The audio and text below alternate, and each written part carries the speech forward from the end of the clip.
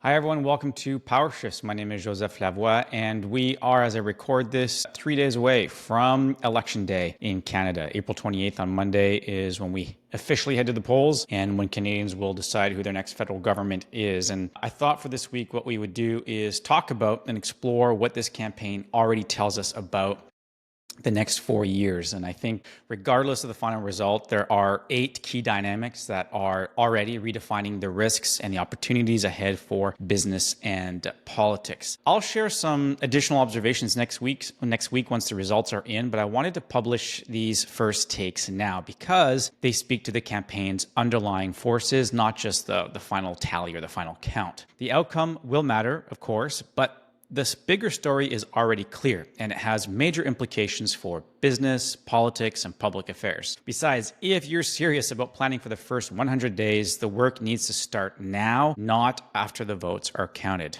Anyways, I'd love to know what you think of this analysis. Please do give me provide some comments on YouTube or Spotify, on the Substack, or send me a DM. Okay, let's start. Number one, this was a personality contest, and it played out like a presidential race. This campaign had little to do with specific policy ideas and little to do with individual candidates in each riding. Given how quickly the polls changed, the 2025 federal campaign became a referendum on leadership style, not about who has the best plan to fight Trump or return Canada to economic prosperity. Truth is, Carney and Poilievre neutralized each other's policy edges, leaving tone, temperament, credibility, and personal brands as the key differentiators in this fight. So ultimately, on substance, this was a low contrast campaign. Here's why it matters. Canadians are choosing a leader they trust to manage this specific crisis purely based on who they think has the best CV and temperament. The choice is very much of the moment, and that means this could be short-lived. If Carney wins, expect centralized decision-making like we've never seen before. And your government relations strategy is going to have to adapt to what I'm calling personality-driven power structures, primarily out of PMO. Now, you'll say to me, this is how PMO always operates. It's always been personality-driven. Yes, true, but I think we're going to see that that is even truer in this case because of the dynamics of this campaign, the ballot question, and how Carney was almost single-handedly on the back of his own name able to resurrect the Liberal Party and the Liberal Party brand. So that's number one, personality contest. It played out like a presidential race. Number two, this is a change election where the incumbent party is also seen to have changed. The desire for change is real and it's palpable. We've seen it in the polls and I've heard it at the doors. Normally, this would be great for opposition parties, especially when it's a two-horse race. Unfortunately for Pierre Poilievre and the Conservatives, many voters see Mark Carney as the change agent. That's because for many Canadians, the change they sought was from Trudeau. So with Trudeau out of the picture, the itch got scratched, which in turn is why we had a personality contest. And Carney offers change without chaos. Here's why it matters. Even if Carney wins big, don't confuse it for a long-term mandate. Voters are voting for change, and that change is largely ill-defined beyond the immediate need. An anybody but Trudeau or Trump vote satisfies that immediate need, but it also means expectations will be varied. And that means in the next 4 years, many voters will be disappointed. So I would plan for a short-lived honeymoon and ensure your political engagement and long-term planning factors an even larger seismic shift in the next 4 years. 3. The Conservative base is locked, but the accessible swing vote continues to be fragile. The Conservative campaign has locked in its loyal base, and while it looks like the party is on track for one of its best popular vote showings, the Canadian electorate, on balance, tilts to the left. The early 20-point lead that Pierre Poilievre and the Conservatives enjoyed was not an endorsement of Poilievre necessarily. It was a rejection of Trudeau. Combine this with a collapse of the NDP vote, and the pool of available voters quickly returned to the mean for the Conservatives.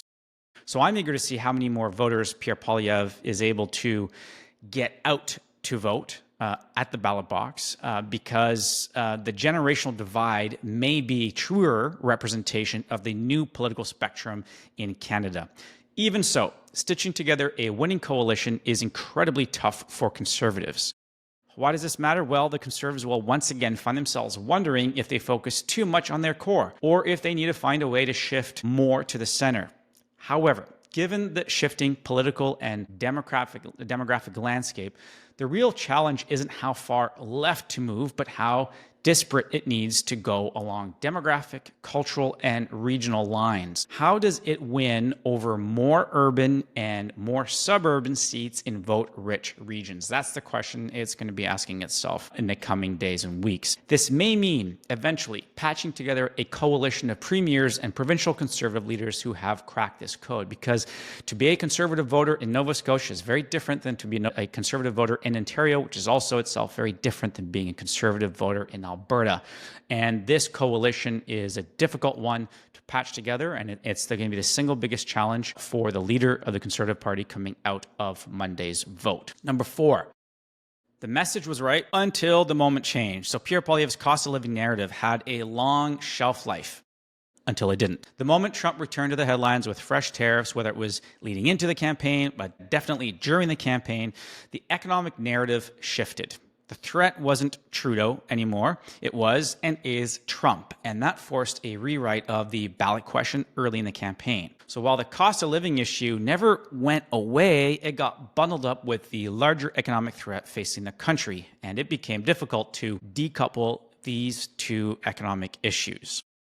Why it matters? Well, facing an existential threat, many voters ceased asking who could fix Canada or help them pay the bills. They shifted immediately to assessing who could unify the country, stand up to protect the nation. And there's also an interesting twist on national unity, though, but we'll save that until the very end. The other reason why this matters is that expectations on the next prime minister are going to be astronomical because the moment is so big. The country is facing a massive recalibration of its biggest trading relationship with an unpredictable actor on the other side of the border, and that means political decision-making will be frantic and chaotic. Such is the moment. Number 5, the NDP collapse is severe, not total. Barring some miracle at the ballot box, it looks like the NDP vote will collapse nationally. However, it would be a mistake to assume that a poor seat count means the NDP is on its last breath. Sure, the NDP ran a disciplined firewall campaign defending incumbents, not extending the map. And yes, that may be enough to survive where it needs to. But as Mike McDonald told us on the Craft Politics podcast this week, the NDP has shoots of green in many parts of the country, and they will grow back.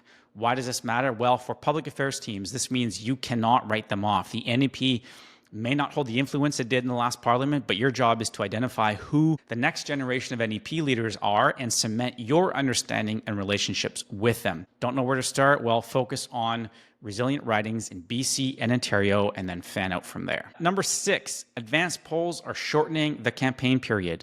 With more than 7 million Canadians voting early, and it's looking like that will probably represent in around 30% of the final vote, Election Day is no longer the main event. Campaigns that fail to peak 2 weeks before the vote are effectively invisible to millions. And when the dust settles, I think Conservatives and the NDP will look back and regret not going bold, loud, and strong in the first 2 weeks of the campaign to find a way to galvanize the vote, find a way to change the frame in your favor at the very beginning of the campaign. Why does this matter? Well, the last-minute ad buy or high-profile speech or rally has less and less impact with every passing campaign. It also means, in many ways, the campaign is set before the writ period. So the window to influence voters is shorter and shorter, but the best time to start is the day after the election. Number 7, Carney's first 100 days will test the coalition. If elected, Carney enters office with a wide and potentially brittle coalition.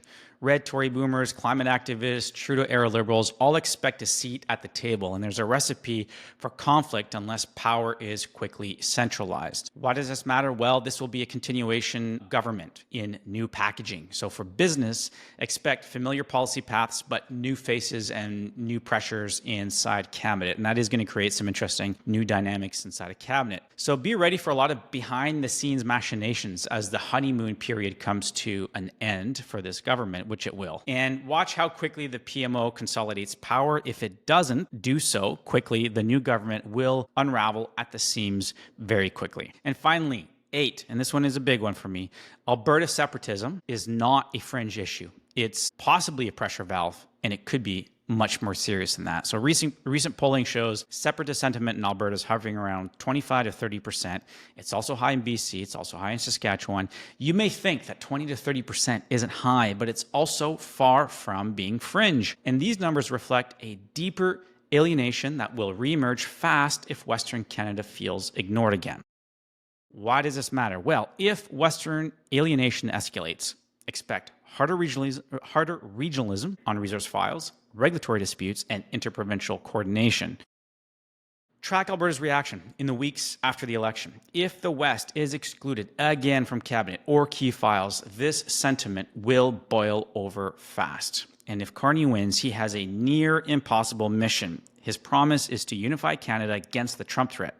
Yet, his win may serve to break the country apart or severely test its unity, and his entire mandate will become defined by his ability to diffuse disparate regional frustrations. Ultimately, the risk here is that the old deal of confederation may need a rewrite to satisfy these needs.